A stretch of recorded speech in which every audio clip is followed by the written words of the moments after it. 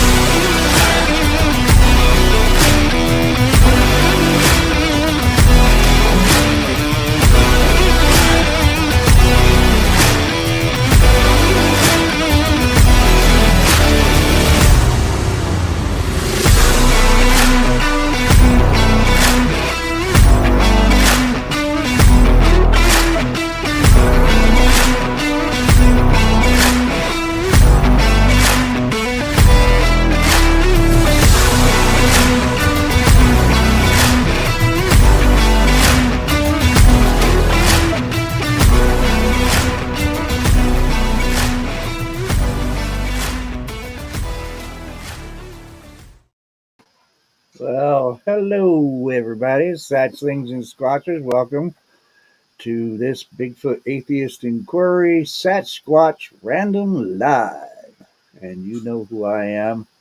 I'm Satch Squatch, aka Joe. Thank you all for being here. Got some things to go over today. Found a little interesting nugget I wanted to talk to you guys about.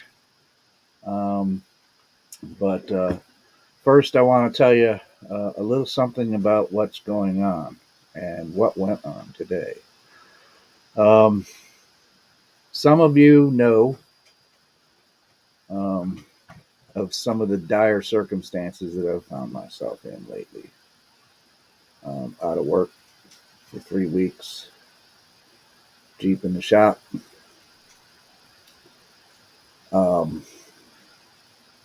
And no money. So it's really been stressing me. And the other day I reached out to a friend because I needed a sounding board. I was really frustrated about everything that's been going on.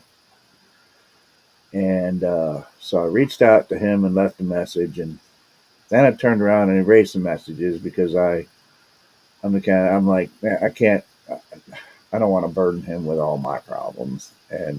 But I really did want to talk to him because I needed a sounding board, and I knew that this was a person that was good for that. And he's good at listening.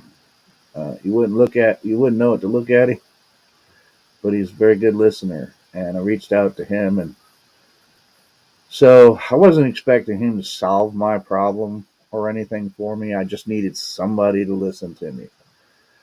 And so he messaged me back, and we had a good talk. And I told him all my problems that I'm having, the expenses that the Jeep's coming up with now in order to keep it. It needs a new engine, and all that good stuff, right? Which just jacked the price up a whole hell of a lot. And there's no way for me to do anything but continue to get it back.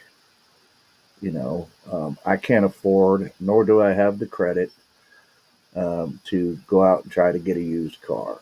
And I can't just be like, well, I can't afford an engine, got to junk the Jeep, because that would make all the money that I've put into it, getting it back on the road. And some people helped me with that too, originally. And I was pouring out all this stuff to him, not knowing what to do, not knowing, going, what, man, I don't know what to do. And he told me this. He said, he said, Joe, you gotta know that you are worth something. You have worth, man. And you've gotta let people show you love. It's not easy for me to ask people for help. It's not easy for me to do that. But he said, reach out, let people want to help you. People love you. People want to help you. You've got to give them the opportunity to help you. It's not going to make your situation any worse by just reaching out and asking for help. And he was absolutely correct. And so I swallowed my pride a bit, and I kind of pushed down my ego, and I put out some stuff and videos asking everybody for help out of this jam that I'm in, that I can't pull myself out of by myself. And so I put up some videos about my store, asking people if, hey man, if you could please go to my store, maybe buy something. If you can donate anything to PayPal, it would be totally appreciated. And within just a little bit, people started buying some stuff from my store. A few people went in, they bought some stuff from the store, which helps immensely. And then I got a message from somebody that said, hey Joe, check your PayPal in a few minutes. And I said, thank you, because I obviously knew what that was about.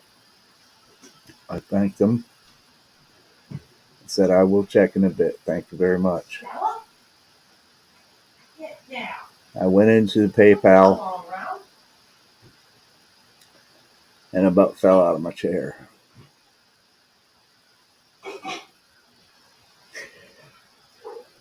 All right. I was going to try not to get emotional with this again. But the person that I was looking at, that Dave I was looking at,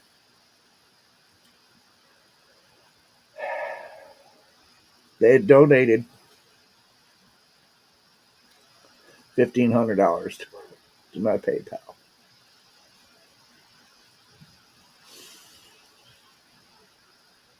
And that takes a big chunk out of the money I need. And that is, it's very humbling.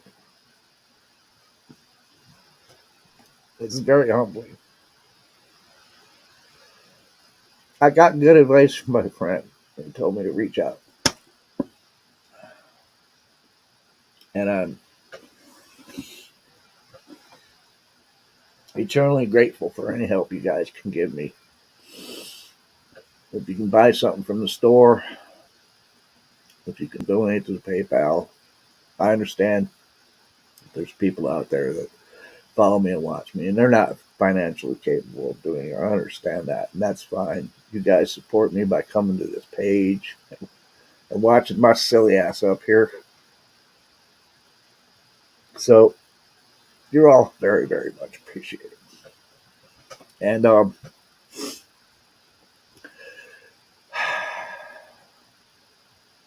there's two ways to the PayPal. There's a link on the channel banner, and there's also a link in my Facebook page.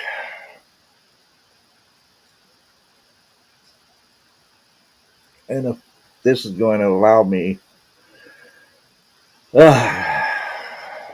to get back to work, because I really need to get back to work so that I can help support my little family of 6 here.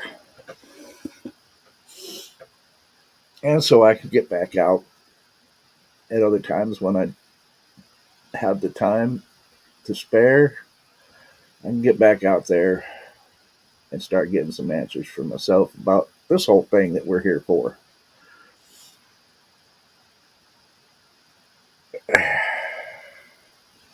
Thanks, folks. I'm sorry. I'm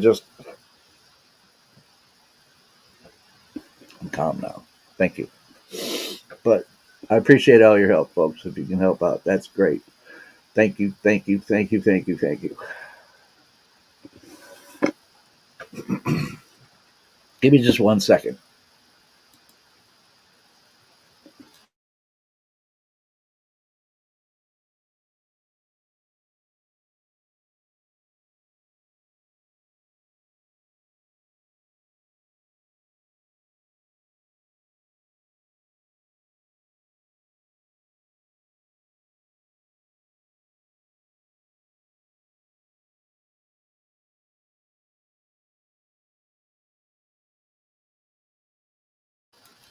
Okay, I'm back. Thank you very much, folks. And let's see who we got to say hello to in the chat. Okay, we've got all the way back up to the top. We got Miss B. Lynn. Hello, B. Lynn. I love you. Thank you for coming. Grasshopper. Hey, Grasshopper. Thank you for coming, man. Angel Nolan. Hello, hello, hello, hello, my sweet Jen. How are you doing, dear? John Ayers, the salt man himself. Hello, John. Thank you for going to my store, John. I appreciate that. And everybody that's in here in the chat, if you've been if you've been to my store, I thank you. I thank you so, so very much. What the hell? Oh. Hey. Oh, okay. I didn't even see that. I think Molly must have put that in there. Or maybe that's just an automatic thing from Facebook, that message.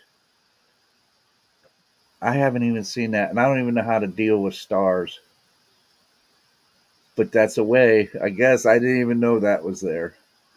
Who else we got? Joe Dryden. Hello, Joe. Thank you, sir. Glad to see you.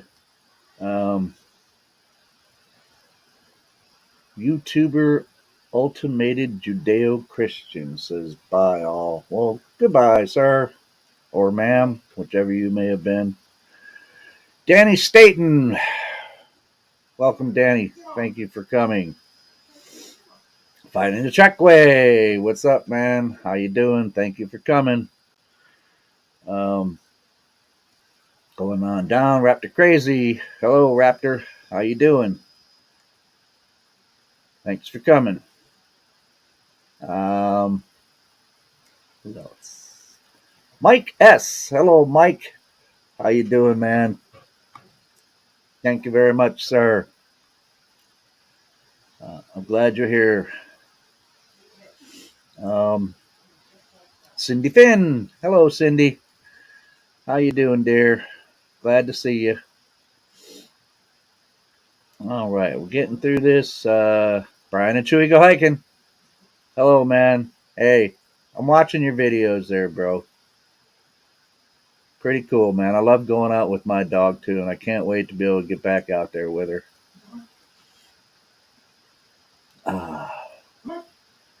And, we always get the screen flash every now and then. All right, who else is here? Oh, hey, Lockbeard. Long time no see. Good to see you, man. Cindy. Oh, I said. It's funny, so I had to put it up.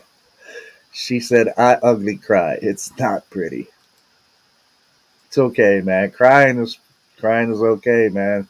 It's emotion we all have, and yeah, sometimes I can't hold it in, man. If something affects me, and that's what they're there for. That's what tears are there for, man." Kevin Harder. Hello, Kevin. Thank you. Thank you for coming. Icon sees Mr. No. Hello, hello, hello, hello, man. Thank you. Thank you for that kind comment, too. Thank you very much. Jay Fritz. Hello, Mr. Jay Fritz. The old codger you. Soon to be a married man. You didn't get married yet, right? I didn't miss anything while I was dealing with all this crisis in my life. You're getting there. That's right. Well, welcome, Jay. You know I'm always glad to see you, my man. Who else is up in here? Satch Squatch Wizards that are on deck. Hello, Jonathan. Welcome, welcome. Thank you. Good to see you. Hey, there's Matt, Central Florida Bigfoot. Hello, my friend. Welcome, welcome, welcome. Thank you. He says, listening, Joe, but he's working a little tonight. Well, thank you very much for listening. All right, are we getting through the list here? I think we are. I think I've said hello to everybody so far, and the screen flashed on me again. All right. I think I got everybody now, right? I did. All right. Oh, I got a message.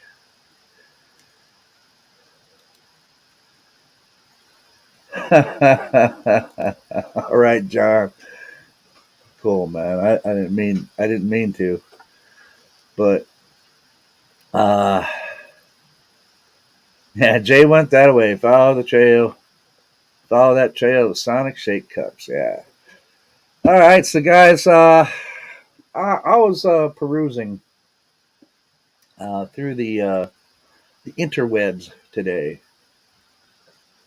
and I happened to find this article, and I went, "Wait a minute, what? That's not this show." But I did go, "Wait a minute, what?"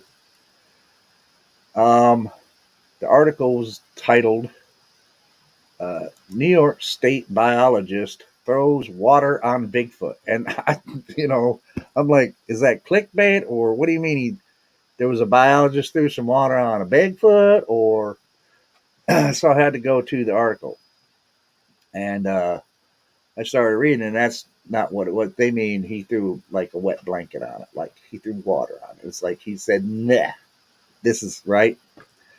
So I had to read it. So I thought it was an interesting article, and we're going to go through it, and we're going to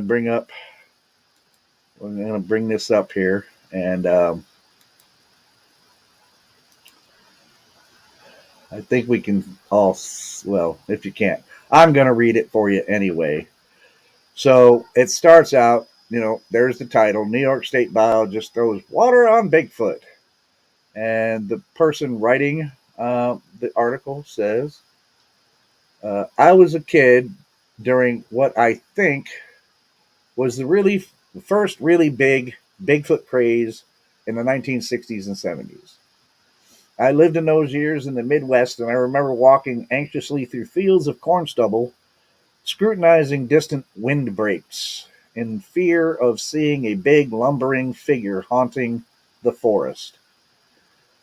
It's currently here in New York. It says, since arriving here in the Adirondacks, I have heard occasionally from Sasquatch believers.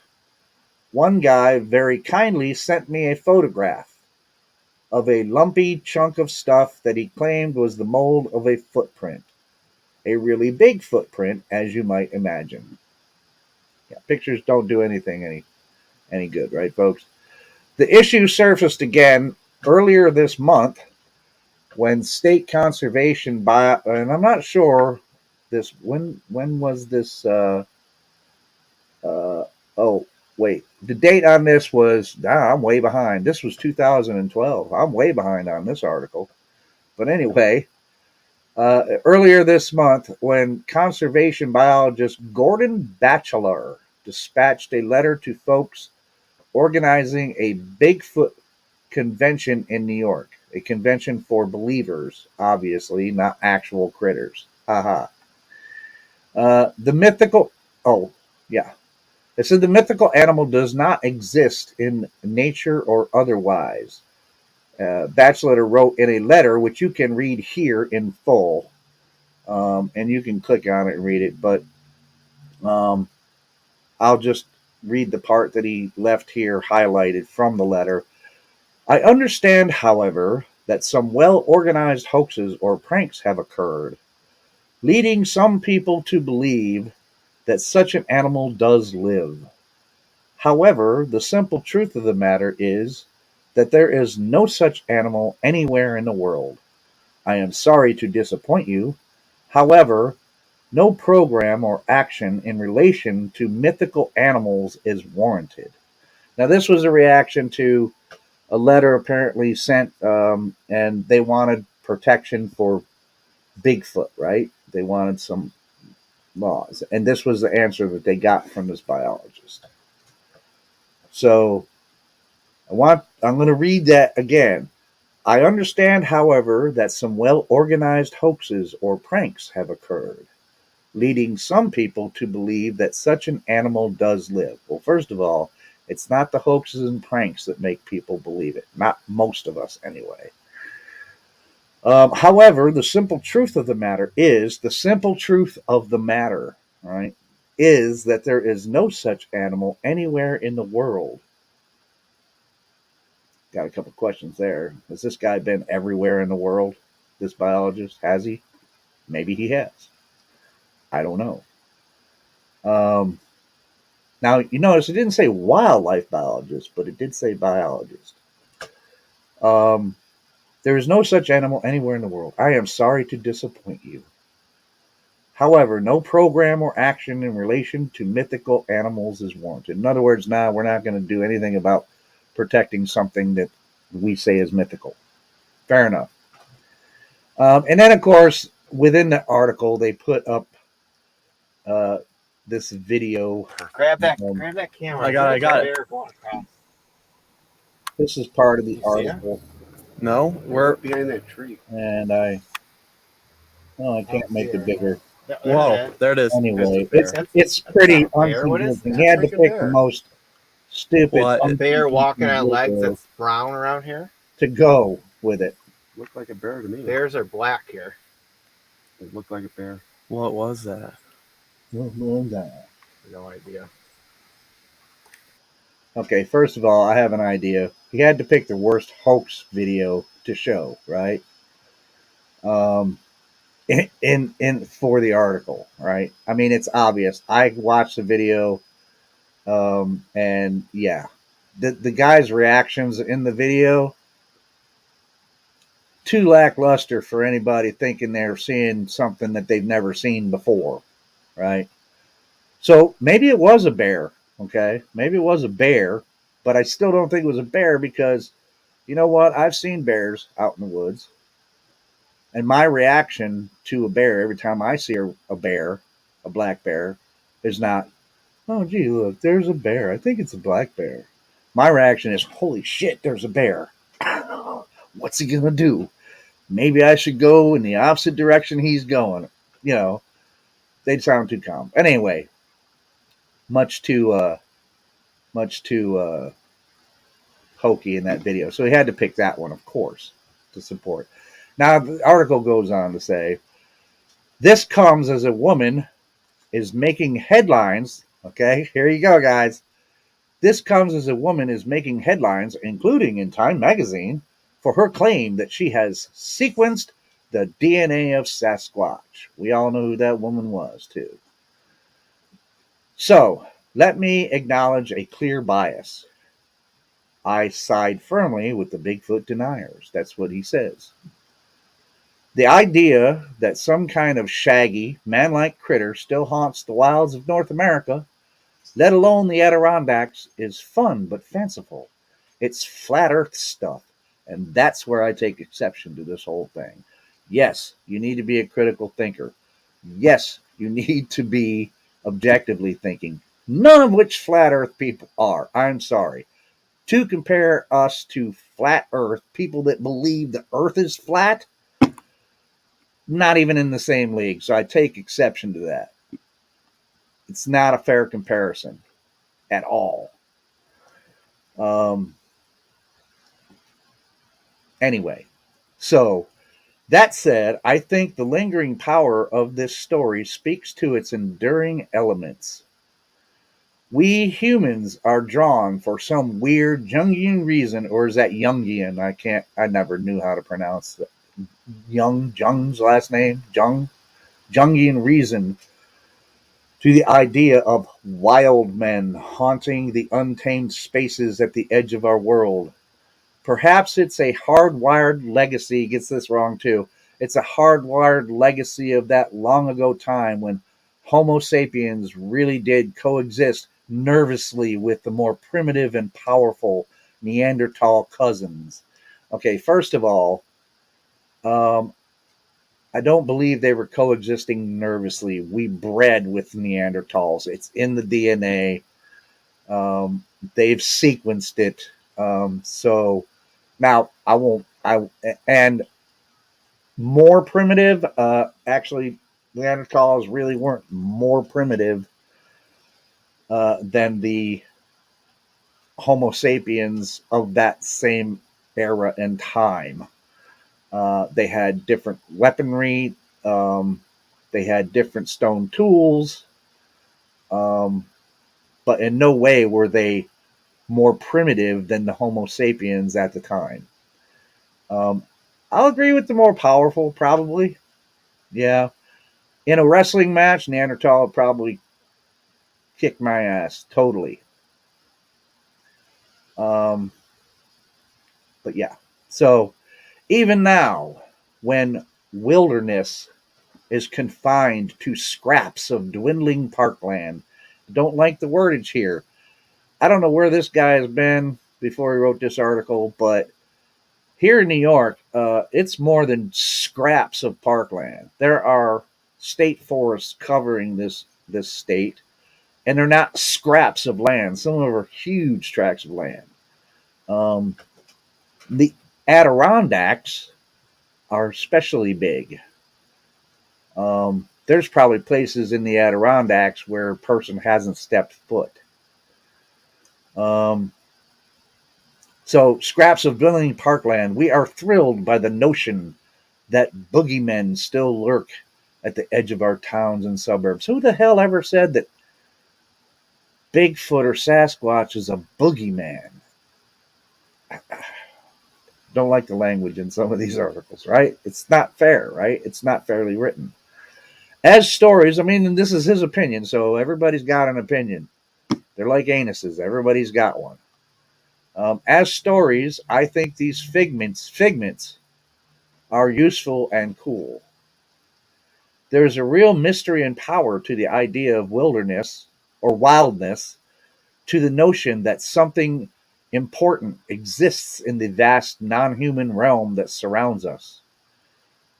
Embodying that mystery in a shaggy, shadowy, half-glimpsed figure at the edge of a field is understandable human impulse, a kind of shorthand or symbol. Well, I got telling you, there's some people, and I believe them, it was more than half glimpsed, okay? What I saw in the forest was not half glimpsed. Um, the great failing here, again, this is my bias, he says, is literalism.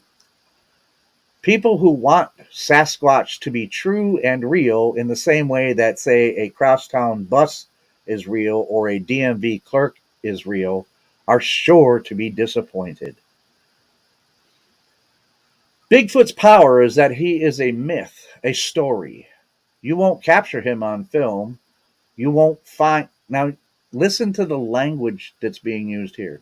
You won't capture him on film. You won't find a scrap of his DNA or a clear print of his foot. You'll never put him in a cage or zoo. I hope everybody realizes what the mistakes are in that whole line there. He's one of those people that are going Bigfoot singular. Like there's one Bigfoot that we think is running all over the country, leaving footprints. That's the other thing. When he said, or a clear footprint, I will argue with that because there are prints out there that have been vetted, and I think that they are prints from what we would call a Sasquatch. Do I know that for absolutely positively? No, but I know, I accept that they're real footprints made by a real bipedal something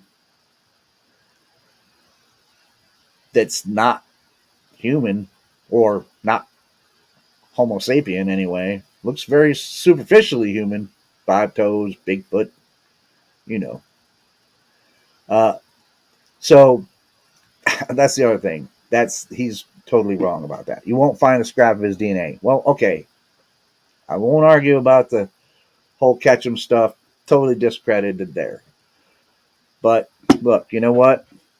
I will tell you that I am a firm believer in this thing that's coming out with Doug and them. They're Legend Meets Science 2. If all that's what he says and they're trying to get DNA out of skin oil from, dude, that's the kind of scientific advancement we need.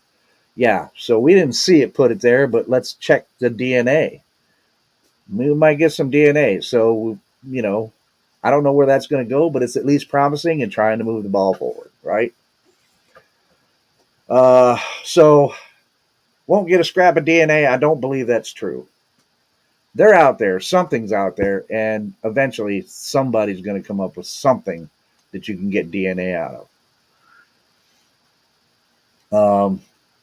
Then the article finishes, whenever you reach the tree line where you think he's hiding, the shadowy figure will have crept away to the next tree line or the far ridge of hills, which is exactly where Sasquatch belongs.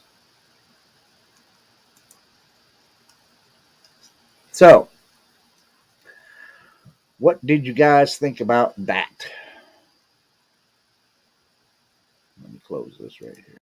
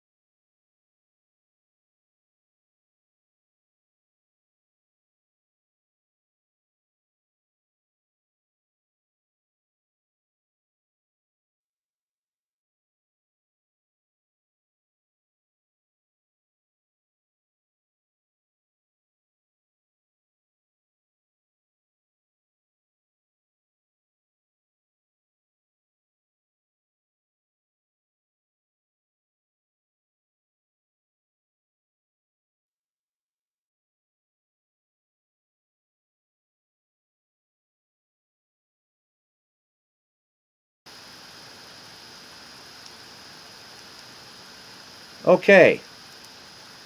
Why didn't any of you guys tell me I was muted? Was I muted for that whole damn thing I just read? Come on, guys, don't leave me hanging. Oh, okay. Muted, muted, muted, muted, muted, muted, muted. Can't hear you. I wasn't muted for that whole thing, was I? Was I? But oh, god damn it! Was I muted for the whole thing? I wasn't muted for the whole thing, right? You heard me to begin with, right? But when I started reading the article, did you hear that whole article that I read? Yes, no, maybe. Oh, God, this microphone, man. Muted for 3 minutes and 29 seconds. Okay. No, not for the article. Okay, so you guys did. Okay, sounds back. I didn't know if it was my ears. It was my end or yours, Kevin says. No, apparently it was mine. I don't know why the microphone on the computer. I need to start going back to using this other microphone, I guess. It somehow this computer mic ends up muting itself sometimes. I don't have to touch anything and it'll mute itself. And I don't get it. Oh, thank you, Lockbeard. He said I got muted when you got the article off the screen. Okay, thank you. Okay, so what I was saying, folks, after that was that I'm putting the link in the chat. If anybody wants to come up here and talk about this with me, that would be awesome, awesome, awesome. And see what you thought. And then I was doing some chat surfing to see if anybody had said anything about it. Yeah, there you go. Grasshopper says he's still way up in the chat list. Yes, I was. Yes, I was. Silent film time. Yeah. Nice, right? Yeah, silent film time. Let's see. Can't hear you, Joe. All right, so that was before the article was done, or after the article was done. Yeah, there you go. Jen says, dude needs some Bigfoot education. That's right.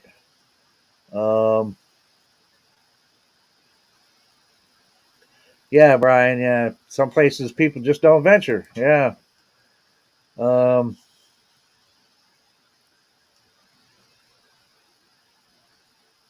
Yeah, Trackway. He says it's junk. That's something out there. Yeah, I hear you, brother. Um,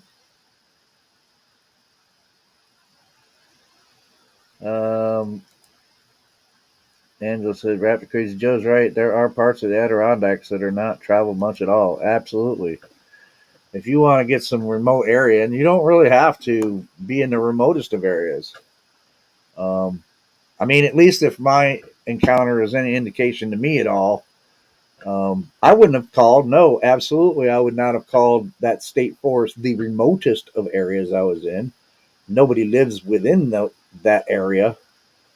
And there's a lot of area there. But yeah.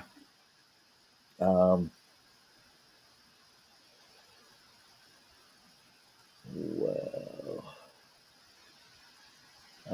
Kevin Harder said, "Well, if the Tooth Fairy can do it, why not Bigfoot?" Well, I will say that I don't believe the Tooth Fairy exists.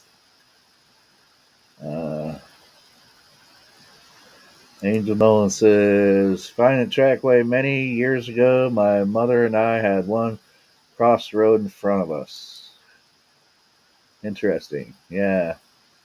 I'm waiting, man. I'm still waiting for me to be driving around some of these country roads when I can finally get back on the road and, have maybe something, other than a deer or a bear run across in front of my car.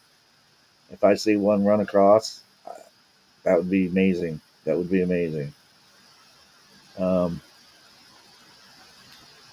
Yeah. So, yeah, I mean, the article is obviously very biased, and I don't believe that biologist that wrote that letter to those people that were having the convention or whatever. I think he's obviously very biased in the opposite direction, and probably doesn't even go out that often. I'll bet. It hasn't even searched in any way, hasn't even considered, because he's already just imagined. Nope, it's not real. Has never even considered any of the actual evidence that's been vetted out by certain people, and has never even looked at any of that. So, he can throw all the water at Bigfoot that he wants to, but you know what? If he's saying, well, you know what? He's shifting the burden of proof to himself because he's making the claim, as you saw in the article, no such animal exists anywhere in the world. That's a claim. Well, prove it. Prove it. You're going to have just as hard time proving that it doesn't as we've been having as it does. And we've actually got a little more ground because at least we have some evidence that's pointing towards there being some big, large, bipedal, hairy thing out there. So, yeah. All right, so let me get back down here.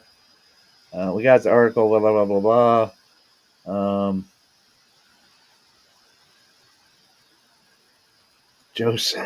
Joe said, from what do you think about that? Okay, cool. Well, we're back in. We're back yet.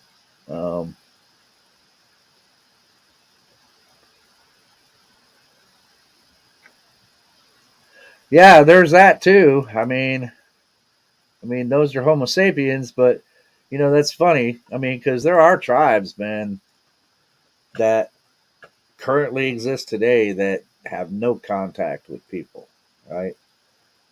And for a long time, they were not even known to exist. And there's some that are complete no contact. They don't have contact with the outside world. They live just like they did for thousands and thousands of years. Trackway said, I'm still stuck on Figment being a dragon. Yeah, I hear you.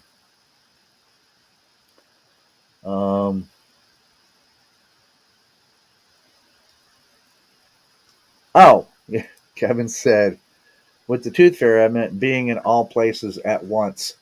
Right. Yeah, if it was just like one Bigfoot, right? Yeah. Just some big hairy dude just popping up everywhere.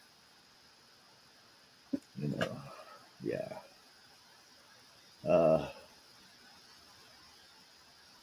Yeah, I got caught up there. Now I'm caught up.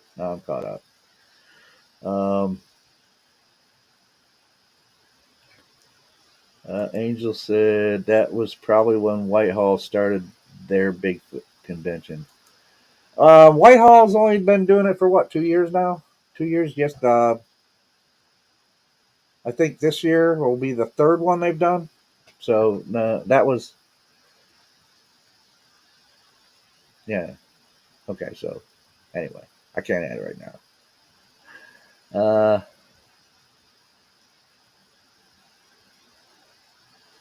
Grasshopper says one tribe in the Amazon had the most Asian eyes I've ever seen in the Americas. Well, I mean, if you look back at evolution and where Homo sapiens traveled and how they spread out, the first Americans, the first humans to come over to this continent had to come over from like Asia area. So, which is interesting. Now I'm not getting sidetracked here, but which is interesting because I've been really following this thing or trying to in New Mexico or Mexico, I forget, one of them. They found some possible evidence because it's still being argued about a little bit by some scientists, paleontologists, etc. But apparently, it's fairly decent evidence that points towards humans having been on this continent at least 130,000 years ago. And evidence shows that what's evidence is good stone tools and signs of butchery. Now, there's no animal out there that uses stone tools to butcher except for the hominins that have now. Was this species? I think one of the general things is was this species Homo sapien, Or was it one of the other Homo species? Could it have been, say, Homo ergaster, otherwise also known as Homo erectus? Depends on where you're looking at. Somebody explained that really well the other day, too, that I was watching between when they refer to Homo erectus, Homo ergaster. I'm not going to go into all that. But anyway, so I've been following. That's pretty interesting. So, huh.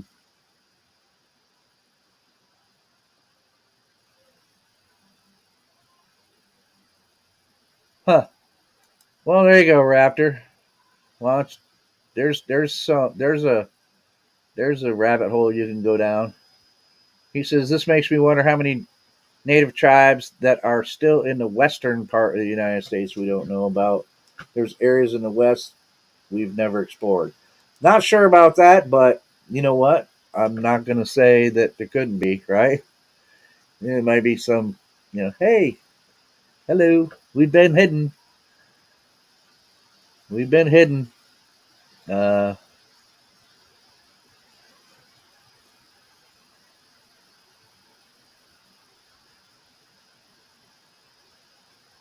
yeah, I'm familiar with those Lockbeards, the Salutrian hypothesis, and uh, etc. Um,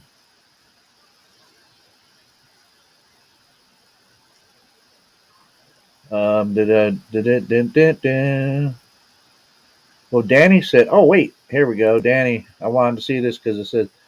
So Saturday night, my son dropped my 7-year-old granddaughter off so I could babysit for a few hours. She brought a movie to watch, Snow Beast from the '70s. That's a good movie too. Well, you know what I mean when I say good movie. Snow Beast from the '70s. She's a chip off the old block. Yeah, yeah, Snow Beast. Good movie. Good movie. Good movie. Yeah, that's why I was responding to. Yeah, there you go. Great, future squatcher. Um, yeah, see, there's no evidence of it, Danny. That's the only problem. I mean, there's very little evidence of Sasquatch itself, or AKA Bigfoot, whatever.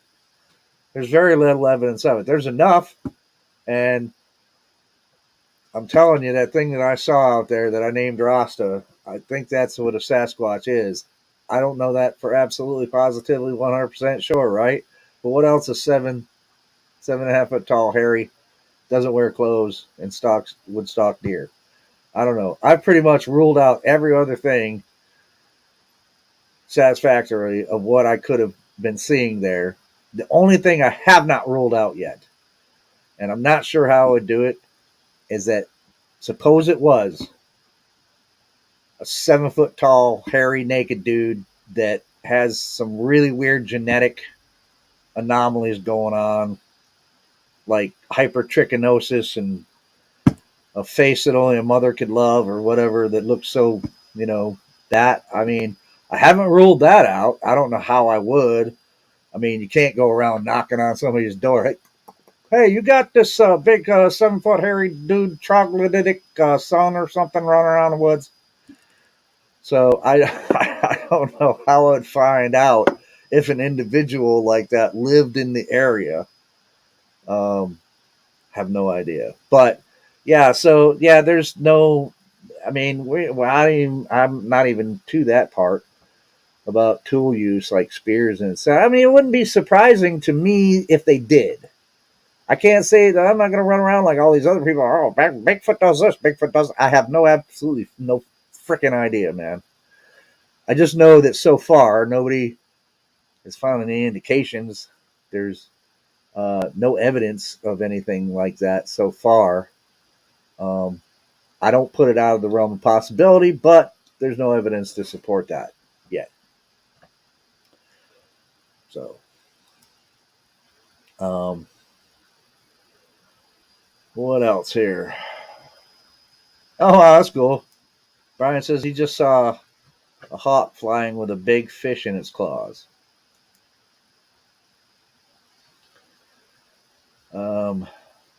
B. Lynn, cool. Just got back. We'll be listening in. Good. Danny says, I've heard stories about them using rocks as tools. Well, look, if okay, and I say if because we don't know. We got to start being more honest about this, people. I want people to be more honest about it. If they are indeed throwing stones, and that's where this rock throwing stuff comes from. Well, I mean, that's kind of like tool use, right? I mean, I don't know if that would technically um, using rocks as tools. You know what? But look, chimps do it, gorillas do it. I know chimps do it, um, and they use different things. Chimps will use spears too, but of course, you know, chimps are they're closer to us, right? So they're a lot like just really mean little hairy people. Chimps are. They're dangerous, man. I'd much rather be around gorillas than chimps, man. Gorillas are much more gentle natured. Um,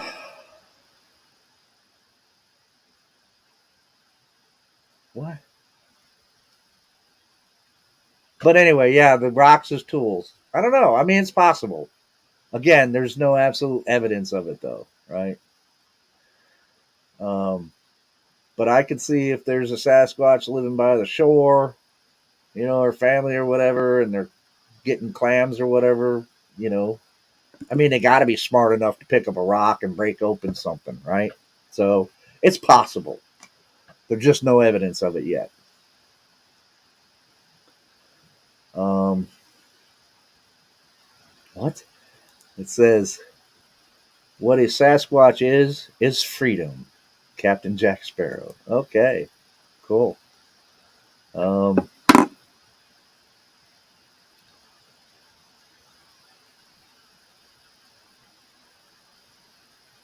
oh, really? I'm going to have to look that up, Grasshopper. An archaeologist was cut off after finding a human site in Mexico that dated to 200,000 years ago. That'd be interesting. I'd have to look that up. Mr. Snyder got it. No, this is an old brim. This is actually an old hat. I just got it out because my hair is like it's bad hair day. And Mr. Lee 30, Mr. Lee 3PO mentioned it the other day or last week or whatever on the show that he liked this hat, and so I thought I'd wear it just in case he popped in. Um, well, see, that's the thing, Kevin. I don't know if you could actually consider that as tool use. Isn't throwing rocks tool use? Tool use, yeah. I still say, yeah, you could call that some kind of a tool use, right? Um, I suppose, I mean, yeah. I mean, there's absolutely no evidence that they manufacture tools like they flint knapping and shit like that. That's the thing. But yeah, I mean, you would have to think that they would have to use some kind of natural tools to help them survive out there, such as, using rocks to break open something, food, nuts, whatever. Unless they've got such strong jaws that they just crunch nuts, and that sounded funny. That's not, I mean, don't let a Sasquatch crunch your nuts. Uh, but you know what I mean. So, yeah, I mean, but there's no evidence of manufacturing. What I'd be curious is manufacturing usage, man, because that could go a long way in going, well, how are they dispatching these animals, right? Jay saw them chasing pigs. My encounter, whatever that thing was that I'm calling a Sasquatch, because I don't know what else to call it, that thing was stalking a deer. Now, I did not see it holding anything, at the time. It apparently was holding something, I think. I can't be sure about that, but I did hear it sounded like something hit the tree next to me when it screamed, but I could never find anything after the fact. When I finally went back there, you know, I mean, right away, somebody's going to say, well, Sasquatch, whatever, picked it up after you left, whatever it was, but I can't go there. I did find like this huge knot of wood laying on the ground, but that, I mean, I have no indication of that was a thing that hit the tree or anything like that. So, Yeah, but stone tools, like flint knapping, points, that would go a long way if we could find them. But if they did find something like that here, they're going to start assuming automatically that it's from some other hominin species, like if probably Homo sapien, because right now we officially don't know if any other hominin species ever made it to this continent besides Homo sapiens. I have a hypothesis that they did, but I don't have the evidence yet. I may never. Who knows? I may never have the evidence of that. And I may never get the evidence of that if, in fact, no other hominin species ever came over here. But it seems a far stretch to me. There's got to be some evidence out there somewhere.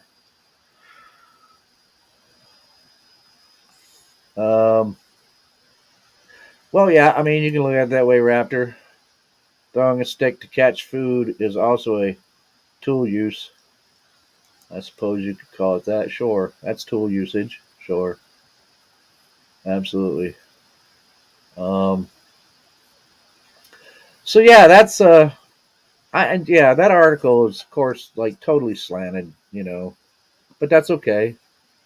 Um, I wish it had better information in there about it, and not just like, you know, put forth that, and even though, like I said, I think that article was from back in 2015, so it's been out a while.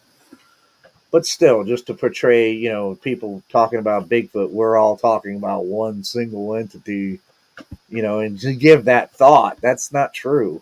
That's not true at all.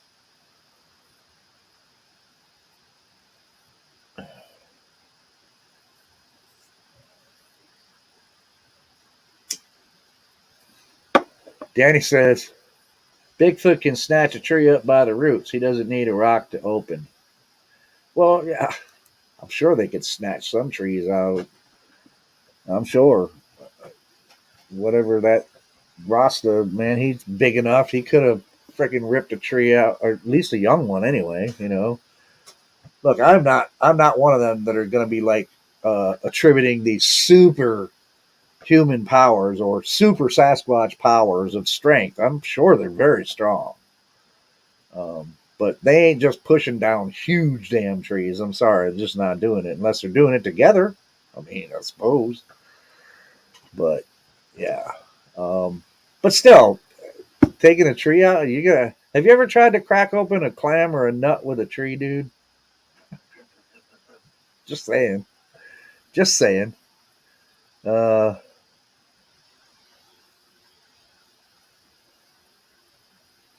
really, Kevin? I gotta look this one up. That sounds interesting, actually.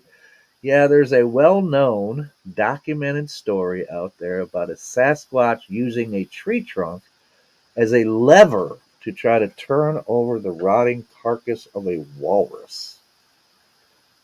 You're gonna have to like email me a link to that or something, Kevin. I'd like to see that story. I'd like to see it.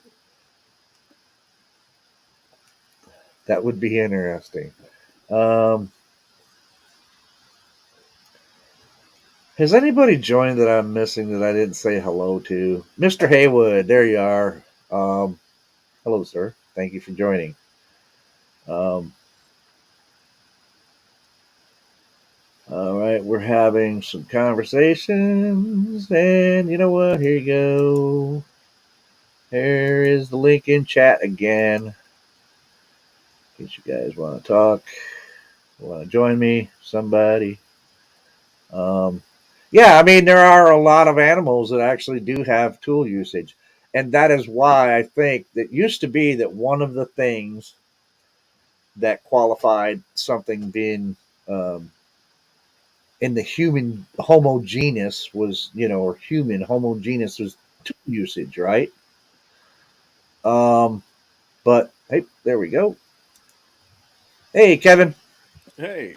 So yeah, one of the qualifiers used to be, okay, how are we well, tool usage, but they kind of strayed away from that now because they've realized, well, there's actually a lot of other animals out there that actually do have tool usage, that use tools besides humans. Yeah, it's So, not exactly the quantum leap that it's made out to be sometimes.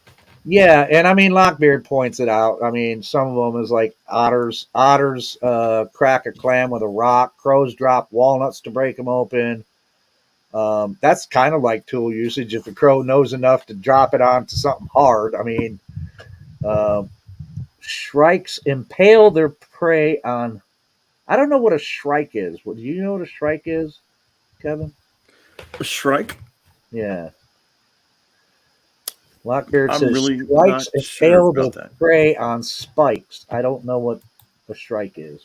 I'm trying to get rid of the echo that I'm dealing with here. Australian falcons pick up burning sticks and drop them elsewhere to drive out prey with fire. Now that one I've never heard of. I'd like to read That's about awesome. that. Yeah, but yeah. So I mean, there's a lot of animals that can use tools. So and do use tools. Yeah, the crows. It's just amazing how much they can do if they want to. it's that we don't give other we got animals another one. Hey, credit. Jay. Jay. Joe, can you hear me? Can you hear me? Yeah, I can hear you. This is my new mic. It's really the first time I've used it. Somebody's got Jay. You got something on in the background? Yeah, I do. Hold on. I'll mute myself real quick. Hold on. All right. Yeah. Okay. I'm not sure if I got the settings dialed in on this mic yet. Yeah, you sound fine. Okay. Yeah, you sound good. Yeah. Yeah. Yeah. This is like the first clear audio that I've actually had to say across the interwebs. Oh, cool. Yeah. I like your hat, Joe. I like the hat. Yeah, it's an old one. I like it. I originally bought it actually just for a Halloween costume accessory because I was going as the man with no name, Clint Eastwood from, the Good, the Bad, and the Ugly, that kind of thing. Oh, right. Yeah, so that was my Halloween costume one year. But I like the hat so much. I mean, it's multi-use, right? Absolutely. I need more hats. I need a better hat. I need to improve my hat wardrobe. Yeah. Especially because I'm going bald fast. Can y'all hear that? Can y'all hear that now? Yeah, I can hear you. I can hear you. Can you hear the background? Nope. No. Okay. I mean, very faint, but it's okay now. Well, my lady's watching her show, and I told her. Fine. Yeah.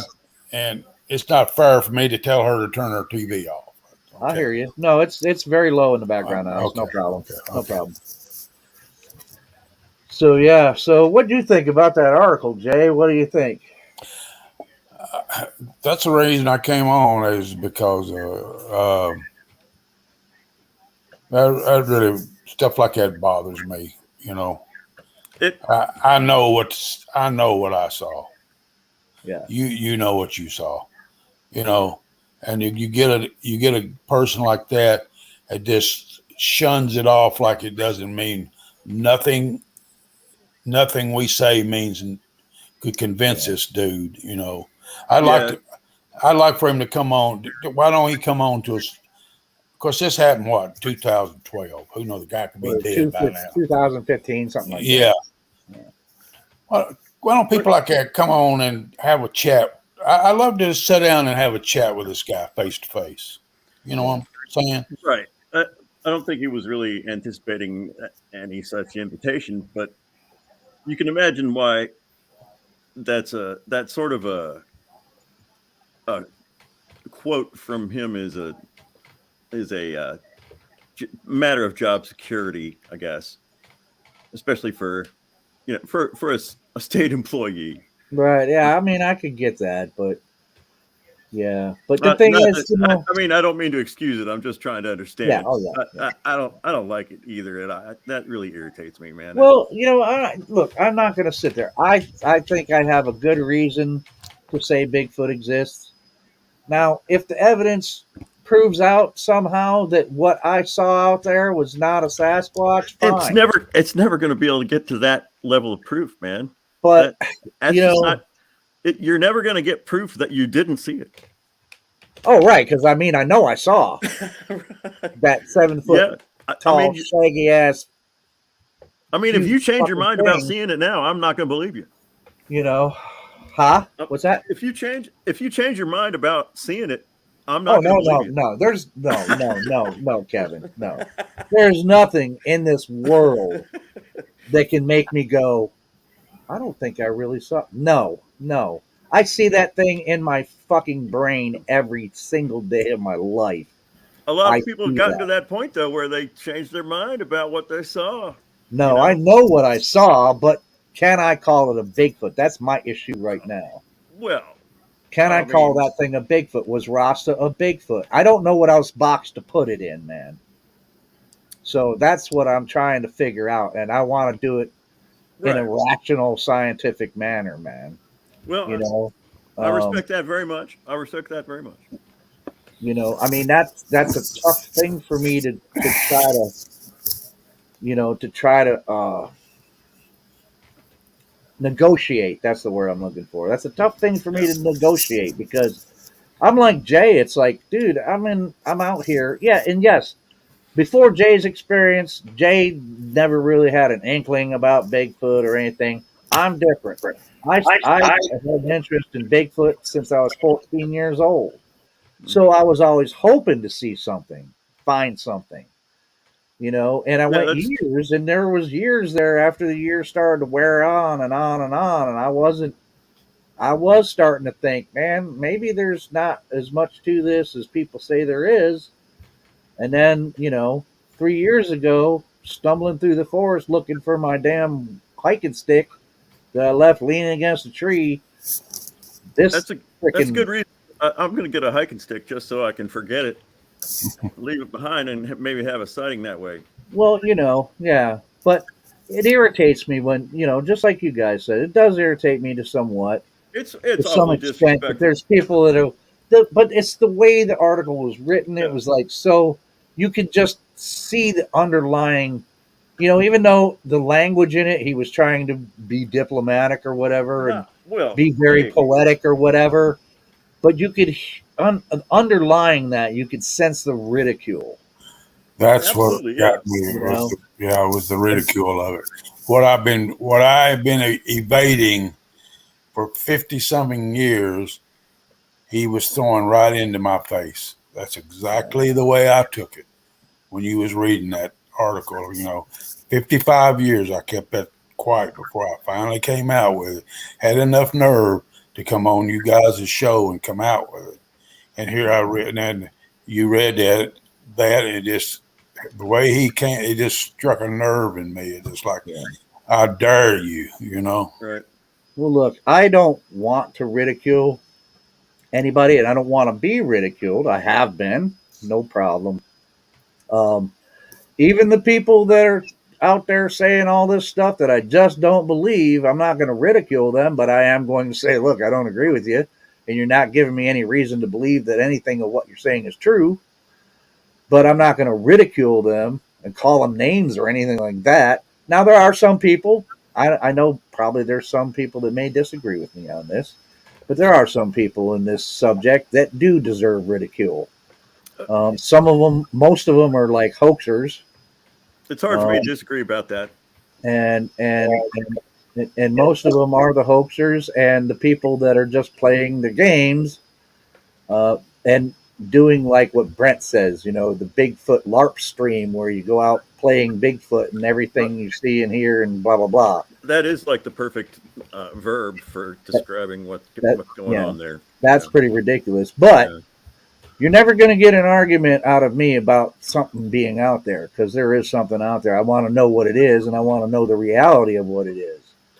Now, if anybody of those other people that are in the woo talking about all this other stuff, they can come up with some evidence for what they're saying, then I'm first one to take a look at that evidence. But I'm not going into all that. We know what I say is evidence, and it's not even me saying it's evidence. It is the definition of what evidence is. I didn't make up that definition.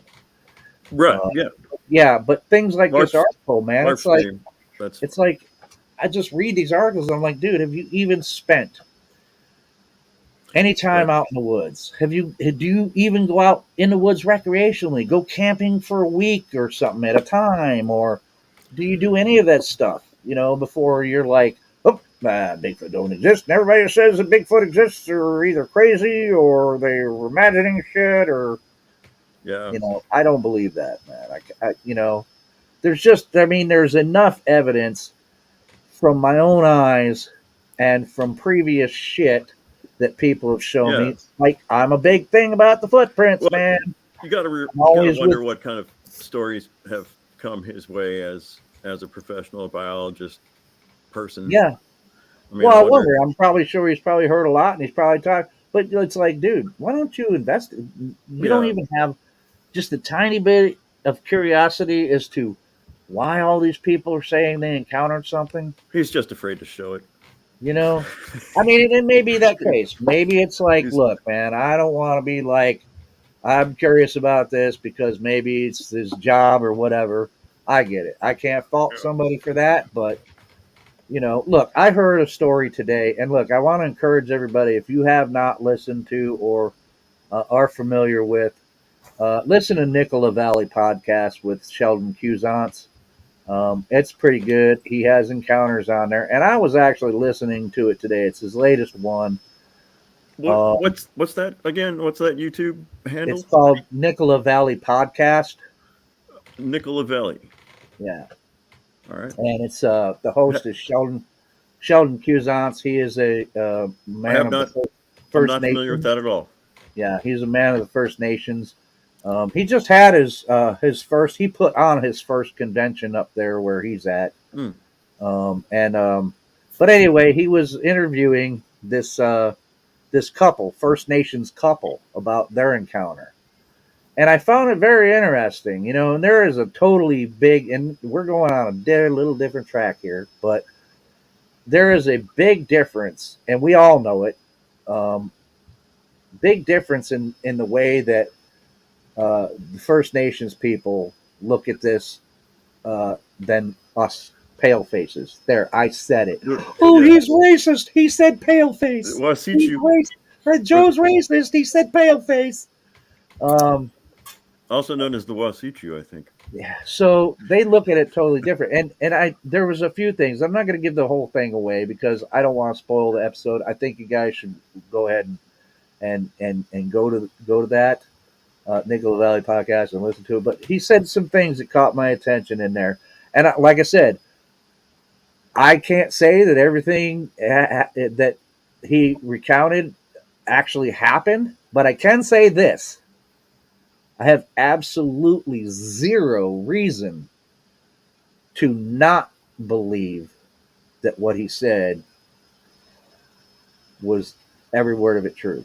I have no reason not to believe it was not true. And one thing he said in there, Sheldon was talking to him, and Sheldon asked him the question. He said, well, what about the people who, they don't believe you? And the man said, and I thought it was perfect, he simply said, oh, to each their own. To each their own, man. It's like, I know what happened, right? Basically, he's like, I know what happened. My wife knows what happened because she was there too. And it happened while they were fishing. I'm not going to go through the whole thing because I want you guys, to really give it a listen. But he also said something else, which was very interesting to me. And I know, and I battle with this in myself too, all the time.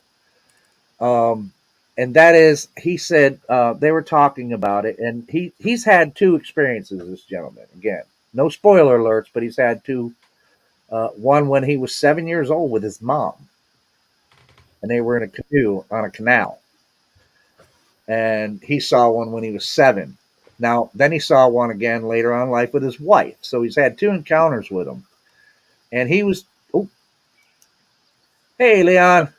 Hey. So he's had 2 encounters with these beings, right? This species, and he was telling us, and Sheldon was asking, he was like, "So wow, 2 encounters, the entire blah blah blah," and he was saying, "Yeah, me and my wife, we've hunted, we fished these mountains wherever they were at. I don't remember exactly what state they were in, but he's like, we've hunted and fished all these woods and everything around here, and we never see them. He's like, we've seen tracks, and then Sheldon says, have you ever followed the tracks? And this man said, you know what? No, we never have. And he said, we got this thing between us, meaning him and his wife. He said, we got this thing between us. They don't bother us. We don't bother them. Well, And that's the way, philosophy. and that struck me. And I'm like, yeah, that's the way that the First Nations look at it. It's a matter of fact with them. Yeah. That there's the hairy people in the forest. And that's what a lot of them, most of them, their way of thinking about it is that respect them. Mm-hmm. They don't bother us. We don't bother them. And then I battle with that myself. I'm like, because there's a lot of times I'm like, dude, maybe you should just leave them alone, man. Maybe you should just leave them alone. But I have such a innate curiosity, man, and such a need for answers about that experience and what's out. Dude, I can't help it. That's me. And there's this other part of me going, you should just leave him alone. And so I thought it was very good. I'll tell you straight out. So I believe every word that man said about what he and his wife saw that day. I believe every word of it. Joe, that's always been my theory. Just let them be. Why can't we just let them be? Mm-hmm. So, Leon, what do you think, bro? How's it going? Good. I was listening, and I just got home, but I had you guys on it, just following up on what you're talking about. So, yeah, keep talking. Yeah. Hey, Kevin, it's good to see you. Good to see you, Leon. Pleased to be here. Joe made the mistake of opening it up, and I know the riffraff started coming through. It's kind of like having a flood at your house. You just can't. You wish someone would clean your house, but not by spilling all the water all over the floor and everywhere else. Yeah.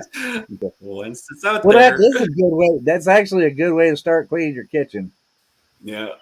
Spill water all over the floor. Now it's like, well, shit. Now I got a mop. But no. So I mean, I think about that, man, and I think about that way of thinking, and it's like, that's my problem, man. That's my problem, is that I just can't leave it alone. And, and it's not that, it's like, because, well, with the First Nations, they don't give a crap about us proving what they know to be true. They don't care about that. They don't care about trying to prove it to anybody or anything, and I'm not, that's the thing, is I don't really care about proving it to everybody. But I want to know things for myself, man. And I want to find it out for the people that have decided they want to go on this little trip with me, Yeah. And I want to do it honestly and educationally if I can, and you're not and an I can't leave it guy. alone. And I should probably pay attention to the First Nations and just be like, just leave them alone. Go camping. Just leave them alone. And then maybe someday, if he wants to show up again, maybe he'll show up again. Yeah. But you have to present the opportunity also. Yeah. Yeah. But I know me, man. I'm like a dog with a bone, man. I worry that bone to death. I can't leave it. I can't leave it be. And it's funny. He said something also, because the one with and again, spoiler alert again, the one that he saw when he was 7 years old with his mom. He said at first he was staring right at him and he didn't see him by this big tree. And his mom is the one that pointed it out to him. She was he said they were paddling and she was paddling, and she put down the oars and she put her hands down so she couldn't be seen motioning, but she motioned to him, look over there, and pointed, towards where the tree was. And he said, I was looking. And he says, I was looking and I didn't see anything. And I didn't see anything. And he said, and then for just about 2 seconds or so, he said, I saw him move. That's when I saw his face, and I saw him move, and he stepped behind the oak tree really quick, and then he was gone. Wow. And I was like, he's like, yeah, I think they can stand still, man. It's not, it doesn't, and this is what I'm thinking about people talking about them disappearing. You can try to fill that blank in. Well, shit, he was right there, but he stepped behind a tree. Now he's gone. Yeah. But, and that's totally possible. Sheldon even said it towards the end of his show. He was like, wonder how many times you've been out there in the woods and you just walk right by one and don't even know he's there because he's just standing real still and you don't know. And I said, I started thinking about that, and I'm like, I can believe in that possibility, man, because I've been out there and I've seen deer and I've looked straight at an animal, and if it wasn't moving, I didn't see it until it moved. Right. It's like the deer that was in my encounter. Dude, that deer was hiding in the grass. I know. I stared right at that thing and did not see it until it jumped. That's one of the things that has impressed me about the Freeman film, even though I know that is controversial and not everybody gives it the same amount of credibility, but that point in there where it's lumbering forward and it's obviously there and it's gigantic and it's huge, but then there's that one point after it looks over and then it squats down and stops moving for several seconds. And I've tried to watch that spot and follow it and I cannot follow it. I mean, it's low quality video. Okay. But I cannot, it just disappears after it stops moving. It completely disappears and I'm always trying to see, trying to watch particular detail on the face of it or on the head of it, like try to see where it's going to, and it just disappears on the video. Yeah. Well, I have no problem thinking that, other animals, large animals can do it, man. Yeah.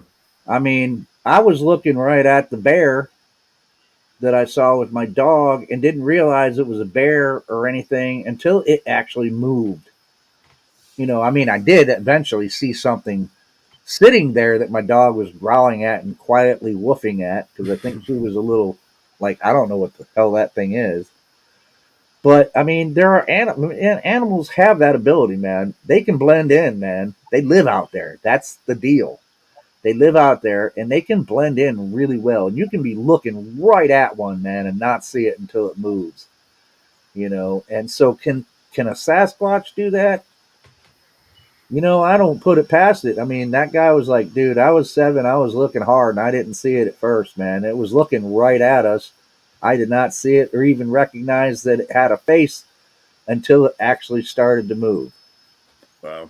And then he said, I saw what I was looking at, and then it disappeared behind the tree. So, can it do that?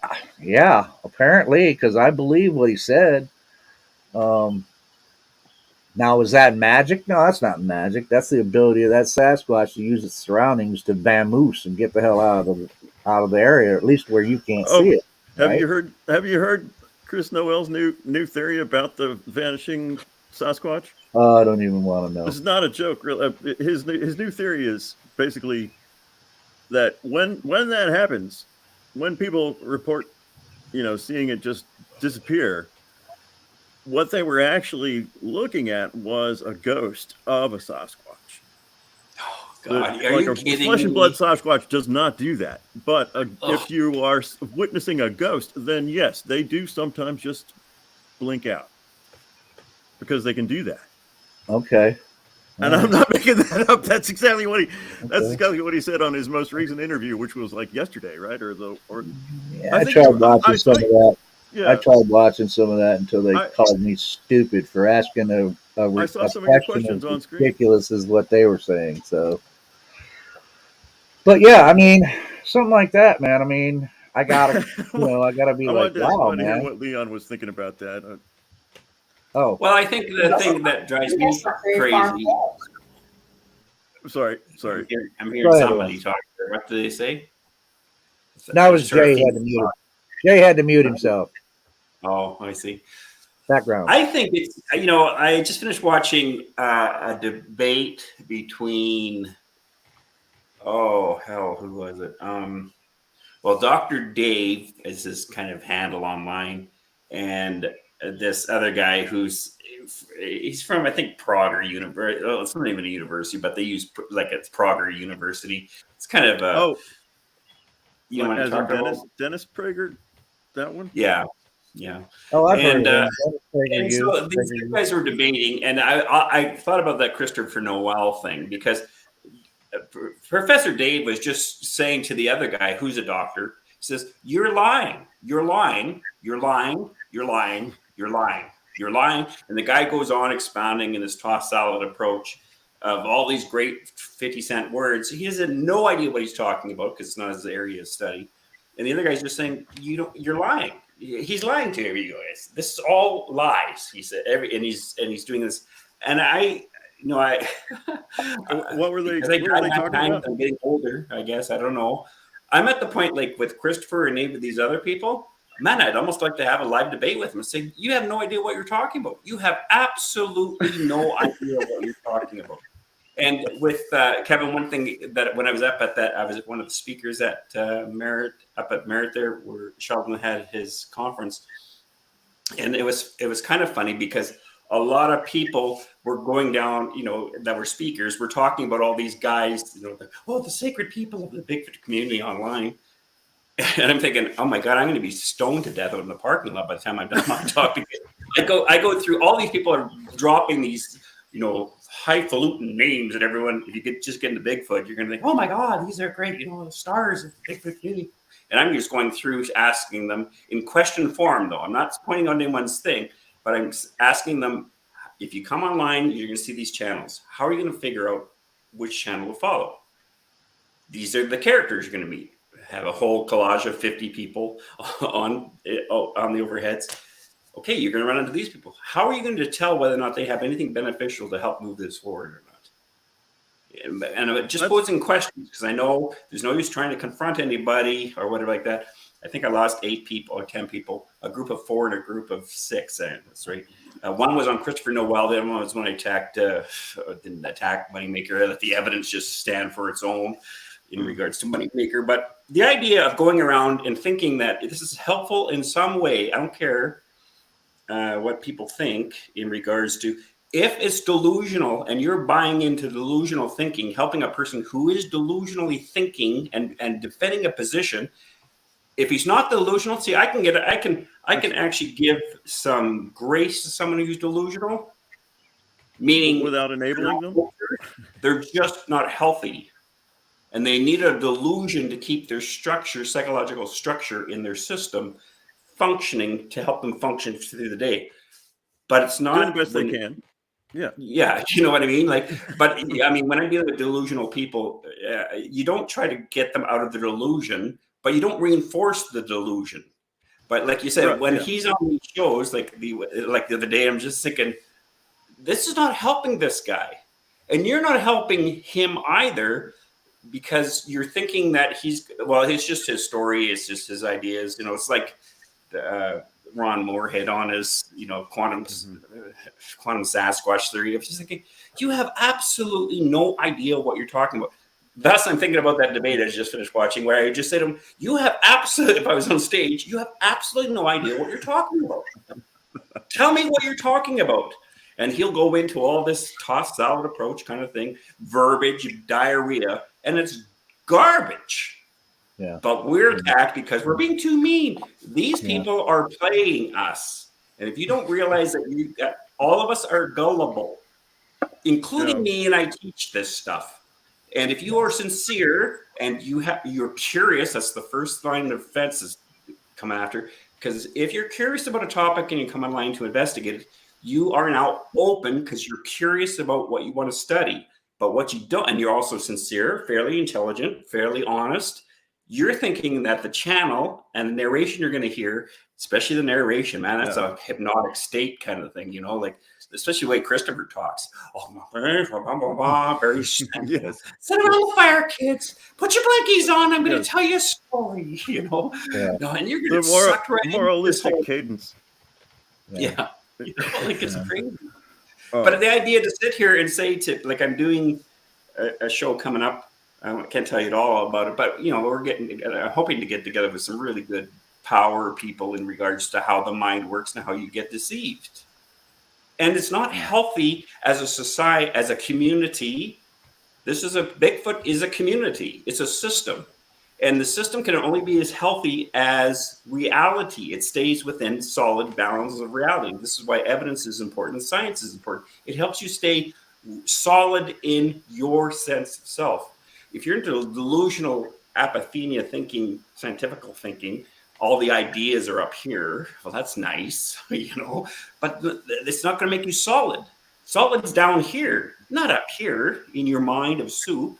And so if you have all these terminologies and ideologies that you're sucking back because you like a person online, be cautious. You have a right to ask the right questions. And that's what I find is limiting on the online scene is you're going to get burned like every one of us have if they're watching us. If you've been online for a while and you are following somebody, I can almost guarantee you that you're going to get dismayed at one point if you ever really run into these people and meet them. Because I know people that, like I ran into some of these so-called big wig people out there, and I always wonder, well, how come you don't say that on your YouTube channel? Why don't you tell them about, at nighttime, Satch Squatches ride dragons? You never mentioned that once on your channel. But boy, you'll be happy to tell me that, Go ahead, Jay. Sorry. You're muted too, Jay, just to let you know. My future wife just brought up we were talking on the side while we was listening, and she says she's seen a ghost. She believes it. Okay. She's seen one. Okay. I mean, right in front of her.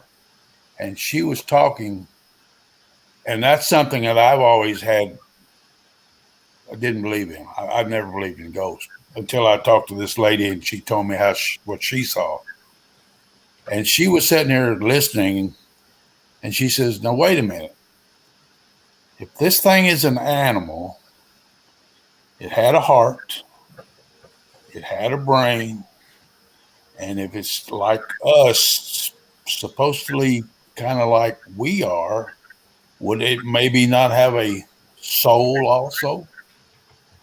So why could it not come back when it dies?" Well, that depends. I mean, that depends, Jay. I mean, it again, what Leon says, it comes right down to evidence. And as far as your lovely bride to be comes to, I don't doubt if she says she saw a ghost, I believe her. Doesn't mean I believe in ghosts. And the thing about the soul is, man, with me, look, it's come down to evidence, man. I don't care if that's what people want to believe, that's fine. I'm not going to tell you to stop believing whatever you believe. But there's no scientific evidence that the soul exists. I mean, the consciousness is an emergent property of the brain. And once that brain is gone, I don't see how it carries on myself. Now, that's just me. Other people say, you know what, but if there was proof of it, I'd be the first one on board saying, holy crap, I was wrong. Wow, there is something, and that almost... She calls it not a ghost, a spirit. Yeah. And hey, look, there's been plenty of people said they've seen ghosts or spirits, and I'm not going to say they haven't, because I wasn't there to experience what they were experiencing. I can say that I'm skeptical of it, sure. But that's about as far as I can go with that until somebody gives me some evidence of something to work with. Well, and of course, some people claim to be more sensitive to that sort of phenomena than And other look, people. far be it from me if that phenomenon does truly exist and is a reality. Maybe that's true. Maybe there's some people that are more sensitive to it, and I'm just not. I don't know how to approach that. That could be a possibility, but Danny Staten brings up, and this brings it right up to what Danny said. And there's another comment I want to cover too, but he said, "Yeah, everyone laughs at that, but I have had many Native Americans tell me that Bigfoot is a spirit, only physical sometimes. Just saying, I'm keeping an open mind." And you know what? Yeah, look, that was, as I was saying, that story, that interview, that encounter story that Sheldon had on, that was a First Nations man. Now, in his whole encounter, there was nothing spiritual, but he was describing a very physical being. And I'll tell you, some of the really things that sounded really convincing to me is details that who would think to put this in a story that's made up. And this is me thinking. There was a point where they were in their canoe and they what they had seen, they weren't even sure of at first until it moved. And there was a part in the story he said that this thing either slipped or something like that, and because it was in the water at the time, and it slipped and it took in a mouthful of water and started, choking on the water, like, just like we would if we did, right? And it staggered up onto the land, and it kind of just laid down on the shore trying to catch its breath and stuff. And and I believe every word that man said. Now, when it comes to the spirit stuff, I'm not discounting anything that the First Nations say about their mythology, if that's what you want to call it. I don't call it mythology because obviously you know the reason why. But their beliefs of these forest people. I don't have to, give me evidence, right? But when it comes to the spirit thing, hey, they see it that way. That was explaining something to them. Maybe there's another explanation for it. I don't know. But I'm thinking until you give me some pretty good evidence, man, I'm gonna kind of stay on the skeptical thing about the Bigfoot ghost thing. Yeah. Well, one real area of difficulty for me is with the Bigfoot world,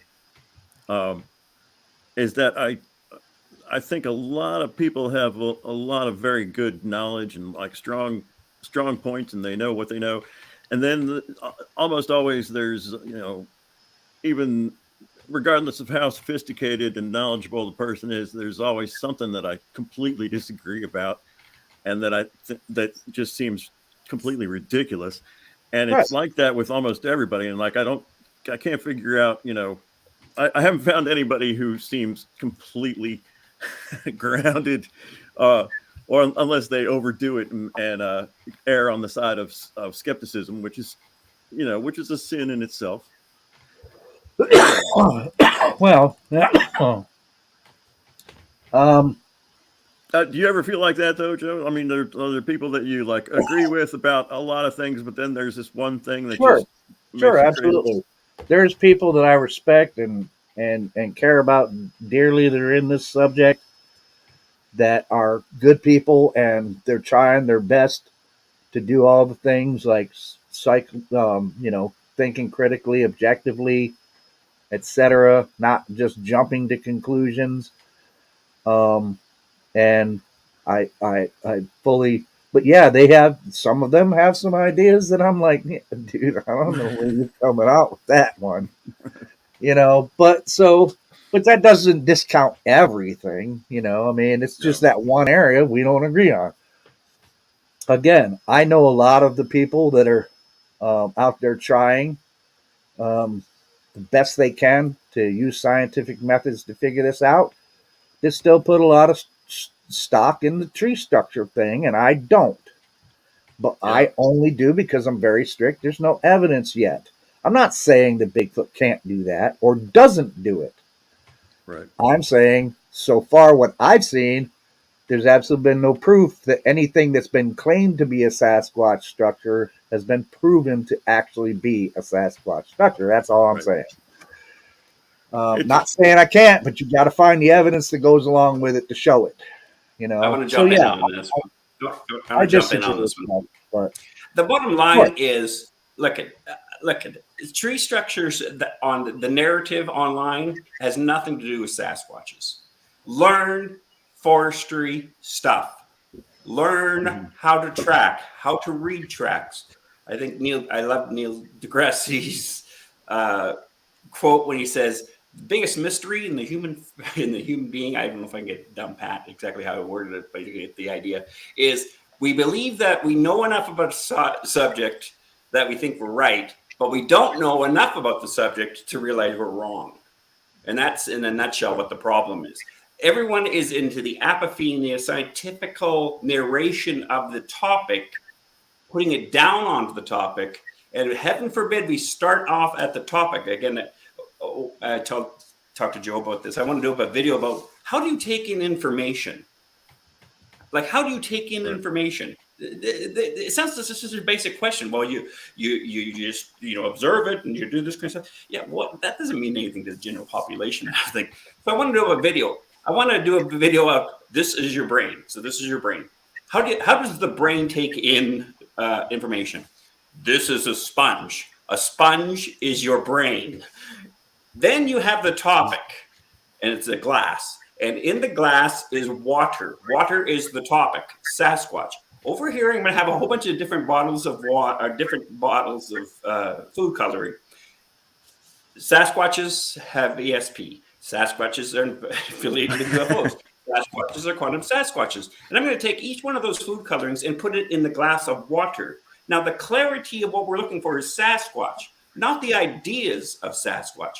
If you add an idea to another idea that you're building on, the water is not going to change the coloration.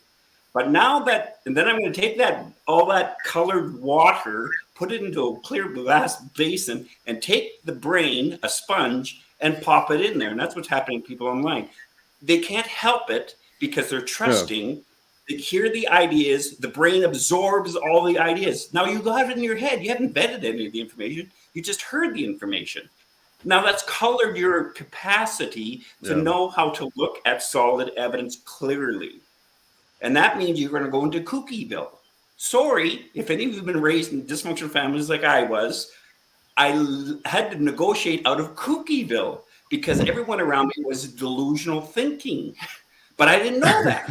I'm trusting. I'm dependent. I'm dependent on my older brothers. I'm dependent on my mom and dad. I'm dependent on the people that are around me. If I don't understand that they don't know what they're talking about, and nor can I say that they don't know what they're talking about, I'm going to take it in because I have no other options. What other options? They must know more. My parents must know more. Dad's beating me. I must be doing something wrong. No, my dad's a raging alcoholic. I don't know that there's something wrong with my dad because if there's something wrong with my two primary people in my life that I'm supposed to get my needs met. So what I do is I adapt. And that's what we find online a lot. A lot of people are adapting to the information, but it's not making you solid, which is going to get them all to a point eventually where they're going to ask a question, which you're not allowed to ask in a closed system because it's a threat to the belief system. Right. And I don't think it's helpful. And I can't pretend anymore. I mean, I'm going to change a lot. I've been talking about this for years, but I'm more at the point now. I probably would be more a year ago until I, dropped dead for the 9th time. I don't have time for BS. I'm not interested in an idea, or as what the Hindi say, I don't care about Sasquatch in the damn mind.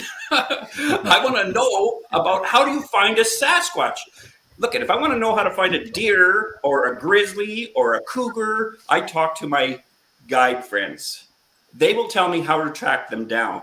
Yeah. I will follow what they tell me and it will track them down. We can't even do that for a Sasquatch, which means the ideas in the community are a lot more fragmented than they should be in regards to solid information to help us find a Sasquatch. I don't care. Like when I talk at Merit there, I said, if you learn to ask the right questions and listen for the politician answer to your question. Sounds like they answered the question, but they didn't. They didn't give you that center part. How do you know? So if I well, a lot of times, I think a lot of times people are presenting information without trying to categorize it exclusively.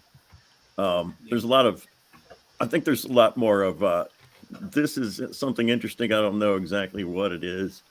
And there are a lot of people that are way too sure about how something ought to be interpreted. But I think those, it's like the loudest voices misrepresent the majority of the movement, so to speak. Does that make any sense?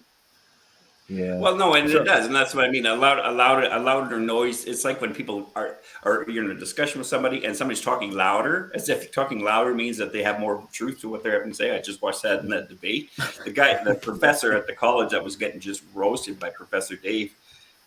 You could just see this rage. How dare you say in front of all of my peers here, my students? He says, Dave says, you're wrong though. So what you're saying what you're teaching the next generation is not even science, but your narration makes it sound like it's science. I am not interested in crazy thinking. I understand. I have crazy thinking. I am gullible. I have cognitive bias, but I don't go to move to cognitive dissonance with my cognitive bias saying that I'm absolutely right, because I'm flexible as a skeptic, that when new data comes on, I can bend the knee to it and say, thanks. Not, oh, I was wrong. I might have been wrong, but thanks, because now I'm right. Now I have something solid. So when people are going, if I'm in the bush with people and they're looking at a track and they're saying, Liam, what do you think this is? And they'll say, well, that's a screef. Because I find a lot of people showing screefs lately where elk and moose will screef the ground and piss in it, you know? Oh. You know what I mean? And they're going, well, look at all this moss is all disturbed. You know, all this moss is normal. Well, you have to slow your whole process of how you think and look at evidence, because you automatically go to, it might be a track. It might not be a track at all. It might be a screef. So you don't let your brain take it with its ideas that you've heard online.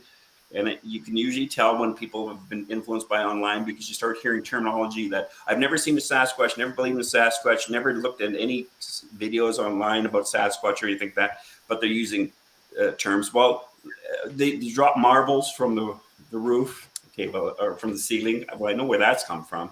Now, whether a person can recall why they heard the information doesn't mean that it's not true, or that it's not necessarily true that they haven't heard the information. And a lot of times, I was watching a show the other day where a guy was talking about the Sasquatch mind speaks to them the Christian name, which was of Jesus.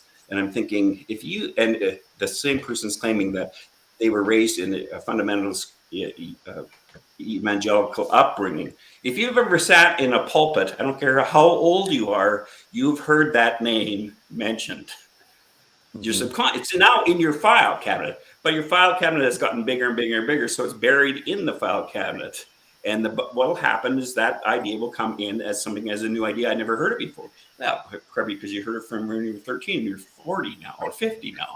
You don't have a recollection to it, so you don't have a memory of a track back, because your brain doesn't have store history the way we would like it to, which is very simple. You know, think about right now, if you thought about things in your life that you did really shitty with, all these memories come up, but there's no timeline for them.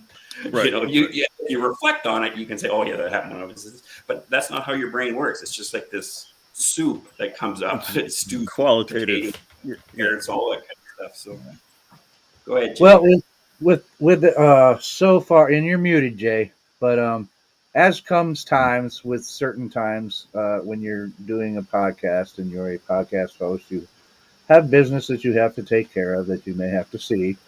And I would just say, Raptor, I love your comments, man. In fact, I'm going to comment on a couple that you made that were pretty interesting. But this other comment, please, I'm just going to ask you this. Please do not use that word in the chat or ever around. Okay. It's a really stupid word. And it's kind of an ignorant word, man. And it's very demeaning to certain people.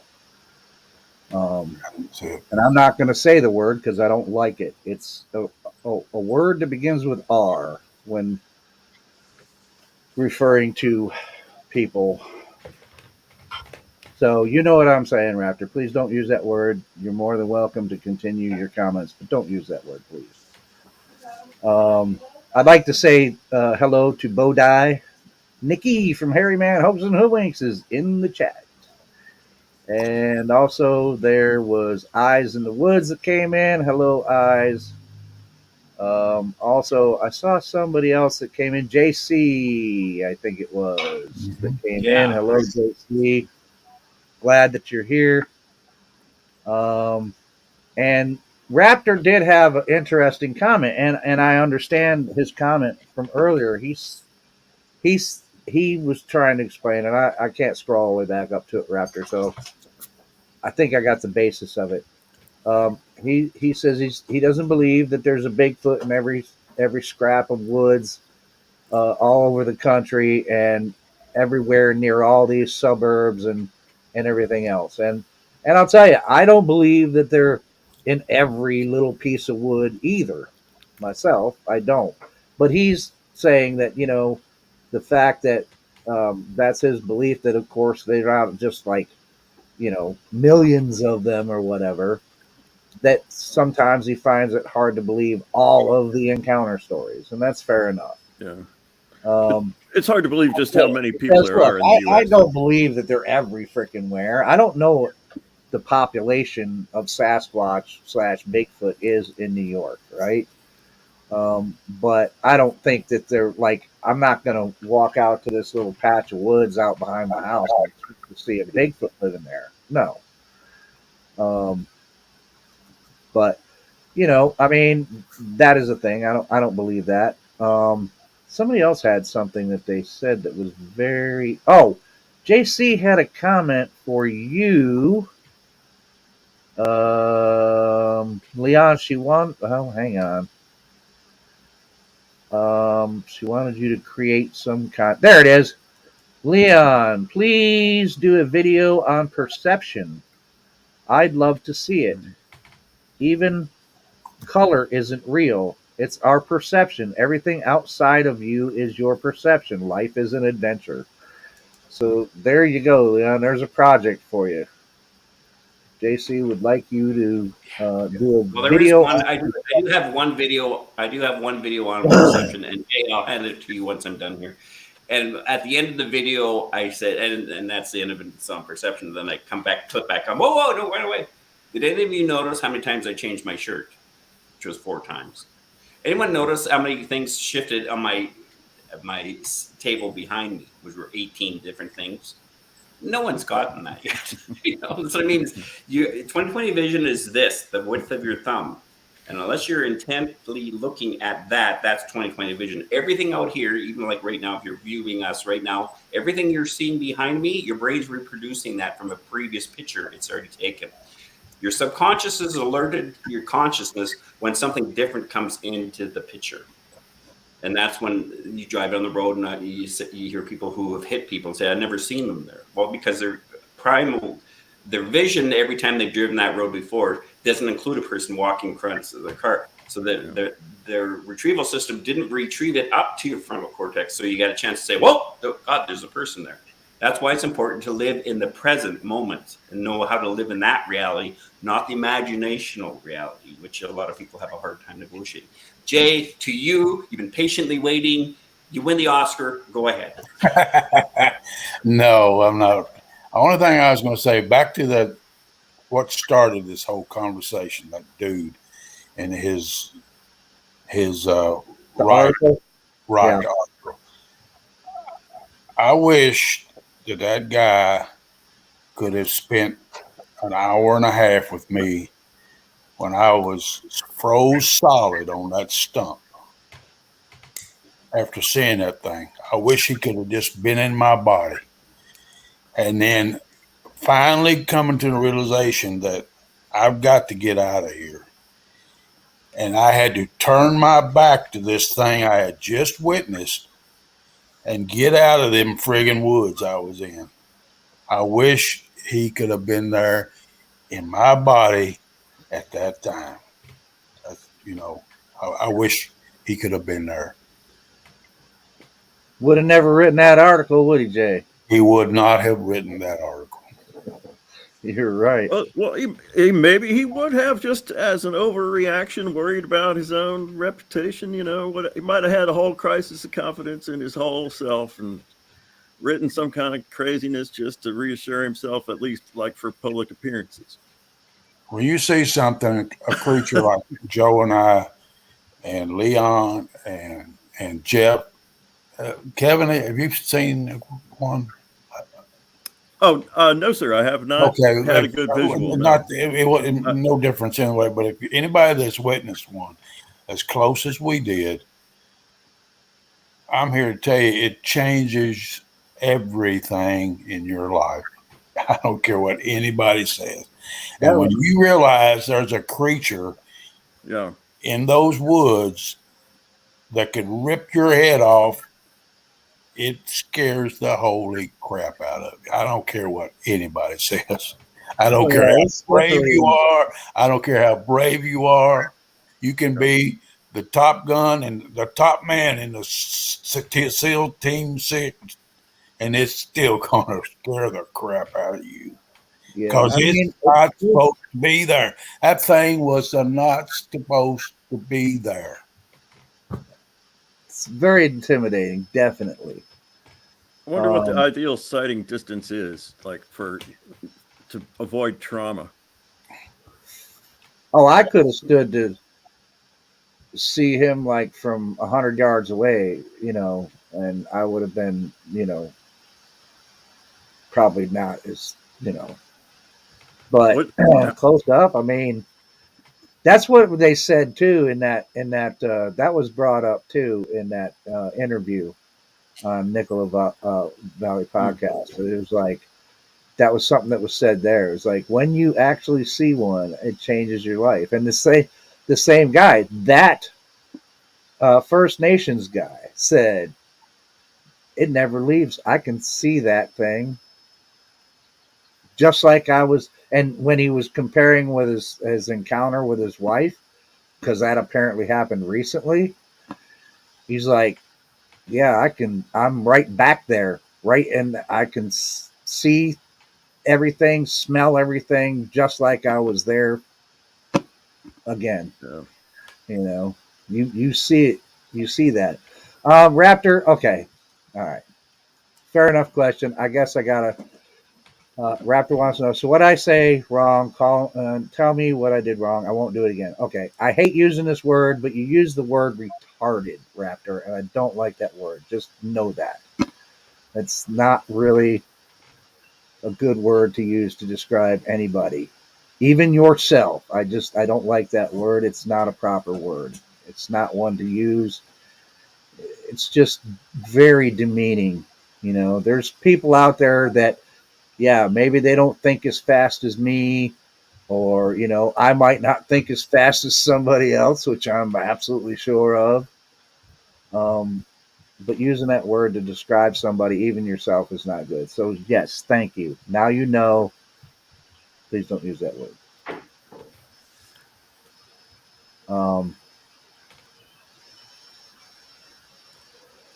So, Kevin, while he's looking at something else, so what do you think of all this stuff? What do you think about coming in here, and kind of now walking into the waters of the Satch Squatch world? What's your perception on all this? Well, it helps me to identify with the Sasquatch because I'm both attracted and repulsed. But or no, I mean, what's the repulsion in it? No, and by that I mean not just this one conversation, but the whole variety of the whole podcast. I can't even imagine how many podcasts there are dedicated to. Well, the categories are broadening now and shifting. It's but yeah, speaking generally about the whole area. Well, I keep coming back to the idea that I was trying to express before, that almost everybody has a lot to say that I would find credible. And a lot of people have some things to say that I find just ridiculous. And I really wish I could better separate those categories, but they end up being all tangled up together, with almost everybody. I mean, and I can look back on things that I've thought before, and now that I think those things are silly, but there's hardly anybody that seems like there's hardly anybody that's outspoken that seems like they have the whole thing figured out anyway.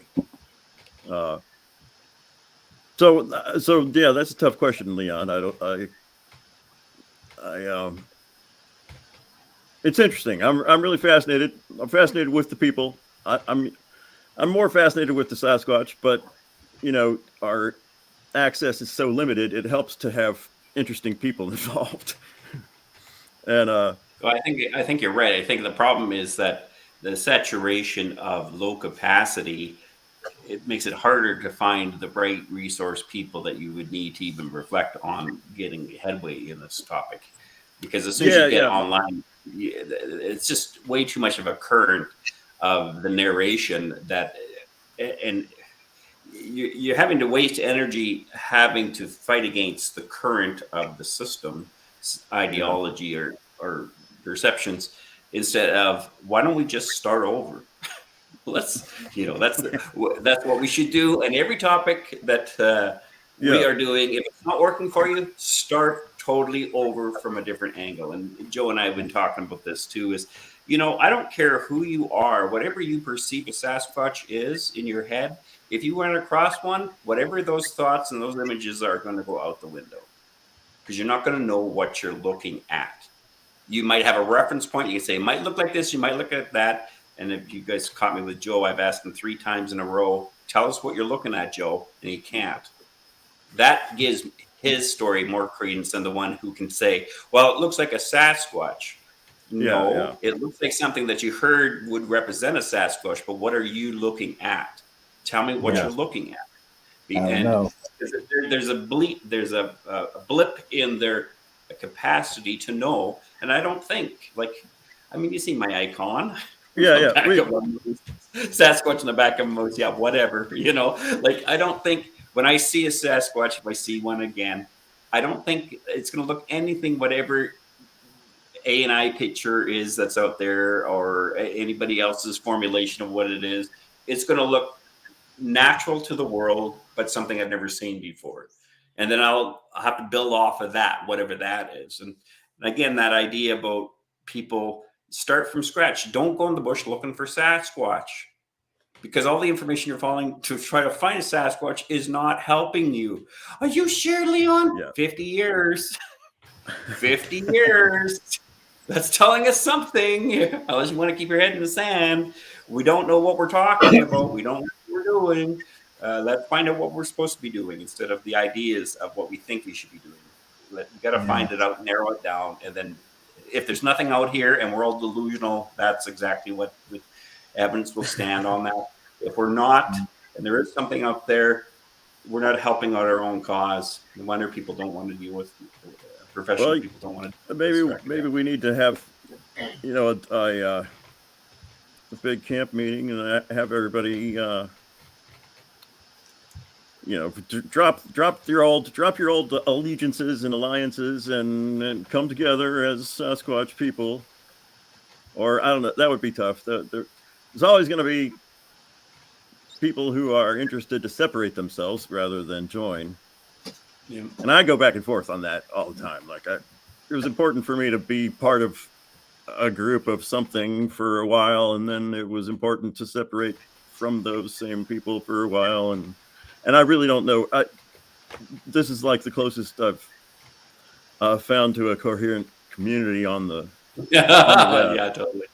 Yeah. Well, I really appreciate that aspect of it very much. I admire all you guys. Yeah.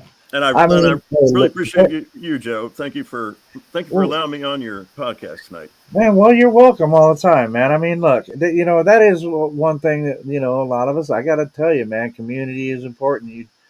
I mean, I don't know if you were here for the first. I mean, I expressed my, Yep.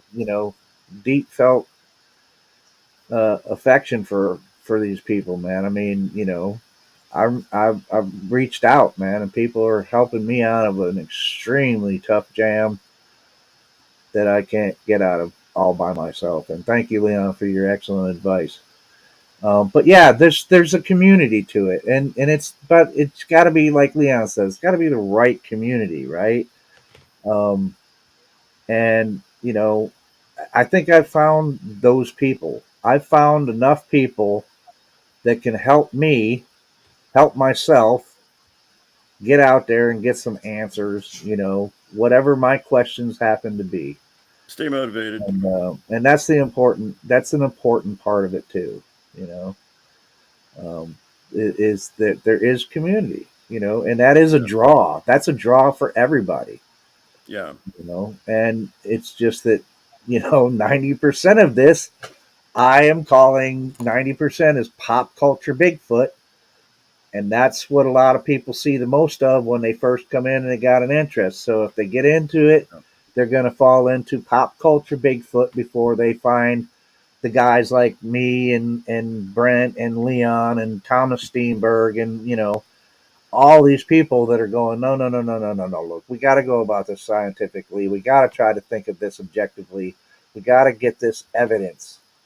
And that's all we can do is we cannot make statements of fact, without the evidence. Stick to the facts, don't deviate from the facts. And so I found that community here. And that's important. That's important. That's a draw. And unfortunately, there's some people that, and I don't know, I that's not a good word. I'm not going to use the word unfortunate because maybe that's where they want to be. I can't help it. Yeah, we're all coming from different places. Where they want to places. be, then that's where they want to be. I've started to think about this some, and it's like, yeah, when it comes to people that are obviously trying to hoax people and just blow smoke up your ass, I'm like, don't blow smoke up my ass. I'm not a chimney. Okay.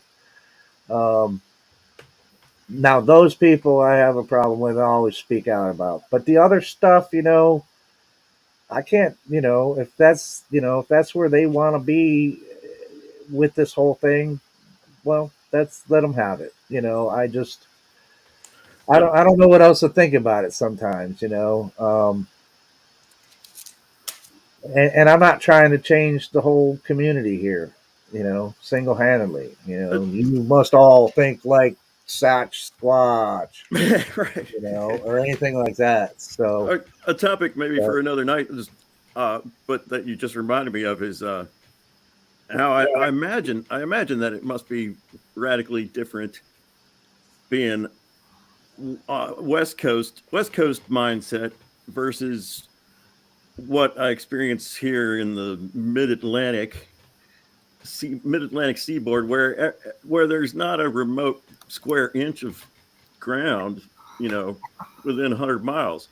yeah. And it took me a long time to come around to the conclusion that there's any Sasquatch or Bigfoot activity at all on the East Coast, but I do believe that there is now. I mean, but it's a topic for another night. But I often think about that when I thinking about what you were saying earlier, Leon. Because you are on the West Coast, right? You're like, how far from the coast are you?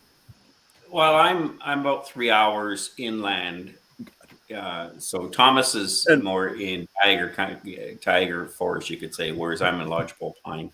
But there's a lot more reports of Sasquatch in lodgepole pine. There's tiger jungle. So just saying, in my opinion. So there's something about the environment, I think, that's different. I'm fortunate because I don't have to deal with the overgrowth that Thomas would or Brent would have to, or Steve from Pierce Cryptid.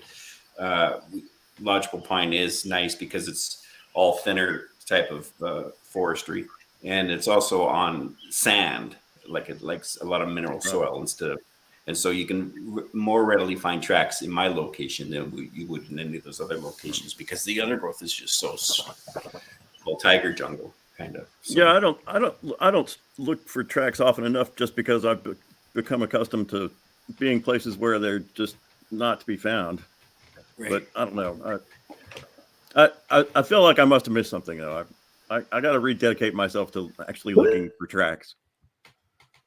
Well, you got to find that the thing too is it's not just tracks; it's about reading the ground and knowing what you're supposed to be seeing in the forest compared to not.